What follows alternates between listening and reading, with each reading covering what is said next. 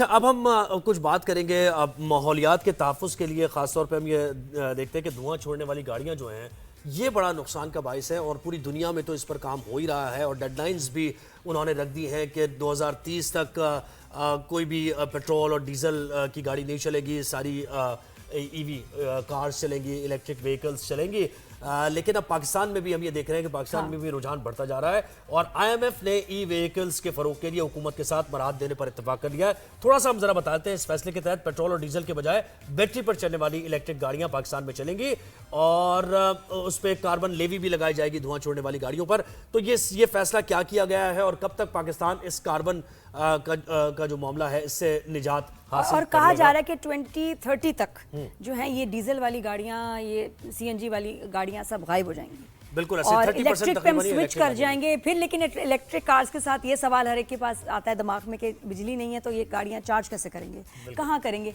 अच्छा, हाइब्रिड गाड़ी मुझे लगता है कि स्टिल सेफ कि भाई फ्यूल पे है, बैटरी पे स्विच कर जाती है। अगर बैटरी आपकी जो है मतलब कोई मसला हुआ तो फ्यूल पे आ जाएगी, फ्यूल खत्म हुआ तो बैटरी पे आ जाएगी। लेकिन अगर कंप्लीट इलेक्ट्रिक होगी तो वो एक डर लगता है कि यार उसके स्टेशन तक पहुंचते पहुंचते ये ना हो कि गाड़ी रुक जाए, उसका बड़ा एक डर होता है। ये तो तरजीहात है ना, अब तरजीहात आ गई हैं और यानी प्रायोरिटी बेसिस पर हुकूमत की तरफ से देखा जा रहा है। तो ये प्लान होगा ना, ये गेस्ट इनसे पूछे, स्पेशलिस्ट जी से मशहूद अली खान साहब हमारे साथ इनसे हैं। पूछें कि कैसे होगा भाई। हमें तो बहुत सारे अभी इस वक्त बड़े क्वेश्चंस हैं। अस्सलाम वालेकुम, गुड मॉर्निंग जी। वालेकुम जी मशहूद साहब। मुशब कहिएगा कि ये कितनी जरूरत थी इस वक्त इलेक्ट्रिक व्हीकल्स की, और खास तौर पे गवर्नमेंट की तरफ से ऐसी पॉलिसीज आना ताकि इनका निफाज हो, इनका इंफ्रास्ट्रक्चर बने और इनके चार्जिंग स्टेशंस भी बने ताकि ये काबिल अमल हो। नहीं, डेफिनेटली, क्योंकि देखिए एनवायरमेंटल इशू वर्ल्ड वाइड है।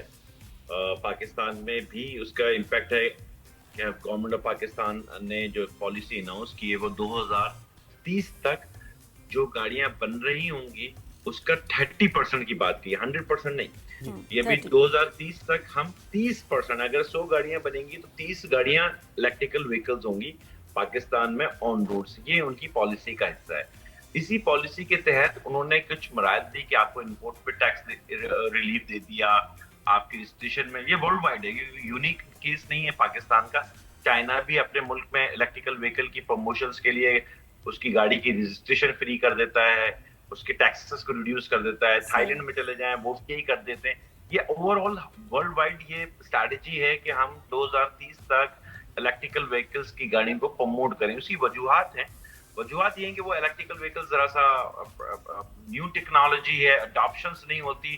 तो आप कोई भी नई प्रोडक्ट या कोई चीज देखने जाते हैं या लेने जाते हैं तो आप देखते हैं वहां पे भी आपको एक सेल पिच मिलती है कि आप एक ले लें, एक आपको फ्री मिल जाए। तो गाड़ियों में ये नहीं हो सकता, तो गाड़ियों में इन्होंने टैक्सेस को रिड्यूस किया है गवर्नमेंट पॉइंट ऑफ व्यू से। तमाम दुनिया के मुल्कों ने, पाकिस्तान यूनिक नहीं है। जी, तो लेकिन पाकिस्तान ने भी अभी मशहूद भाई जो अभी गाड़ियां इलेक्ट्रिक अभी आई हैं वो तो बहुत ही एक्सपेंसिव हैं, करोड़ों में हैं। तो ये आगे हम एक्सपेक्ट करें कि सस्ती गाड़ियां भी आएंगी? ये तो बिल्कुल ही अफोर्डेबल है ही नहीं।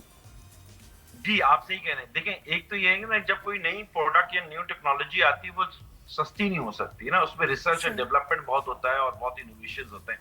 तो पाकिस्तान दुनिया में जो इस वक्त दो किस्म की टेक्नोलॉजी चल रही है, एक है इलेक्ट्रिकल व्हीकल्स जिसको आप ईवी कह रहे हैं, दूसरा है आपकी हाइब्रिड व्हीकल्स जो ज्यादातर जापानीज टेक्नोलॉजी बेस है। तो दुनिया में दो टेक्नोलॉजीज की अभी इस वक्त रेस लगी है, कौन कंज्यूमर किस टेक्नोलॉजी को अडॉप्ट करता है। तो इलेक्ट्रिकल व्हीकल्स एक चैलेंज है कंज्यूमर के लिए।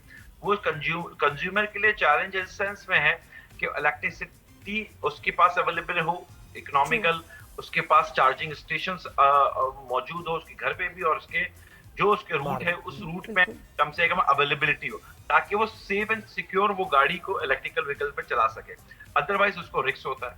इसी तरह हाइब्रिड व्हीकल्स में आपके पास अपॉर्चुनिटी ये है कि अगर आपकी बैटरी पे है, आप चला रहे हैं, बैकअप है, देन आप फ्यूल पे कन्वर्ट हो जाते हैं। तो ये मसाइल की वजह से मुझे वही शक होता है कि कैसे यहाँ आम होंगी गाड़ियाँ, और आपको लगता है कितनी सस्ती आ जाएगी? अच्छा, इलेक्ट्रिक गाड़ी आ गई अफोर्डेबल, वो कितनी की होगी आने वाले दिनों में? देखिए, आने वाले दिनों की तो आप सही कह रही हैं, मगर मैं एक मिसाल दे देता हूँ। इस वक्त पाकिस्तान में एक OEM ने अपनी गाड़ी लॉन्च की भी है जिसकी शायद 4 मिलियन के करीब उसकी प्राइसेस है। अच्छा। वो कोई बहुत बड़ा ब्रेक थ्रू नहीं कर सका। 35 लाख की गाड़ी, नई गाड़ी आई है चाइना की, 35 लाख की। वो क्या आम हुई है? लोगों ने खरीदी है? नहीं, नहीं नहीं खरीद, इतना इतना नहीं, देखिए कॉन्फिडेंस बिल्डअप नहीं है। मैं यहाँ पे एक कतई कलामी है, मगर मैं अपने सारे मोअज़्ज़िज़ हाज़िरीन के लिए पेश करना चाहूंगा कि देखिए यूएस से हमसे डेवलप मुल्क है।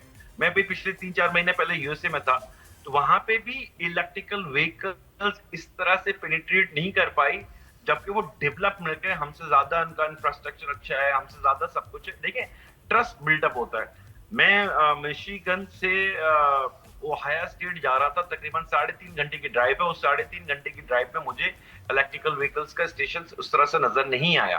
तो इसमें खौफ होता है कि यार मेरी गाड़ी अगर चार्ज सबसे बड़ी नहीं प्रॉब्लम हुई, ये तो मैं कहाँ खड़ा हो जाऊँ? इंफ्रास्ट्रक्चर सबसे बड़ी प्रॉब्लम है। So true. और एक और भी चीज़ है मशहूर साहब, जब लोगों को शायद ना पता हो कि जब आप इलेक्ट्रिकल कार को कहीं और स्टेशन पे कहीं भी जाके चार्ज करेंगे तो एमी प्लग नहीं सिर्फ लगा देना, पेमेंट भी करनी पड़ेगी। और उसके लिए आपके Definitely. और पास उसका कार्ड हो, आप उस पे पे करें, तो कार्ड्स बहुत सारे लोगों के पास होते भी नहीं है। तो ये भी चीजें देखनी पड़ेंगी। ये गवर्नमेंट की सतह पे ये होगा free सारा नहीं- मामला, ये पॉलिसी free जब नहीं बनेगी। होता, हाँ, इसकी नहीं। चार्जिंग फ्री नहीं होती। आप और जहां भी सिर्फ जाके इसको charging चार्ज करेंगे आपको station- पैसे देने पड़ेंगे। देखिए इस वक्त वर्ल्ड जो है वो R&D कर रहा है चार्जिंग स्टेशंस को रिड्यूस करने के, और इसमें कुछ लोग कामयाब भी हुए हैं। ये नहीं हम कहेंगे कि आप एक दफा चार्ज कर लें तो तकरीबन 400-500 किलोमीटर आपकी रनिंग बढ़ जाती है।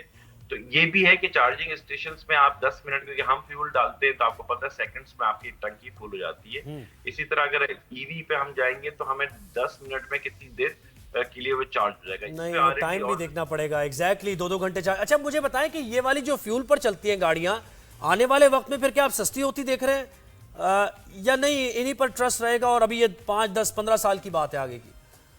देखिए पिछले 15 साल अगर मैं देखूं दुनिया में, यूरोप और अमेरिका में ये 1.5% का वॉल्यूम था। आज 15 साल के बाद ये लोग 14-14.5% का इन मुल्कों में ईवी और हाइब्रिड का वॉल्यूम डेवलप हुआ। यानी कि 100 गाड़ी में 14 गाड़ी यूरोप और अमेरिका खरीद रहा है। ये हमसे बड़े मुल्क है और ये पिछले 15-16 साल से इस पे काम कर रहे थे। पाकिस्तान एक अंडर डेवलप कंट्री है, इसके देखिए इंफ्रास्ट्रक्चर के इश्यूज हैं। आप मेगा सिटी, पाकिस्तान के मेट्रोपॉलिटन सिटी कराची के अंदर आप रहते हैं, माशाल्लाह से यहाँ पे आपकी फ्यूल बेस्ड गाड़ी भी 6 महीने में उसकी आवाजें शुरू हो जाती है। तो ये इलेक्ट्रिकल व्हीकल्स या हाइब्रिड व्हीकल्स के सेंसर्स बड़े सेंसिटिव होते हैं, चीजें बड़ी सेंसिटिव होती हैं। यानी तो अभी root पॉलिसी infra- बनेगी, आईएमएफ के साथ मिलके आया है, तो ये आहिस्ता आहिस्ता स्लोली और ग्रेजुअली ये थैंक सारा यू सो काम मच होगा। बहुत शुक्रिया। भाई, बहुत शुक्रिया। Thank you.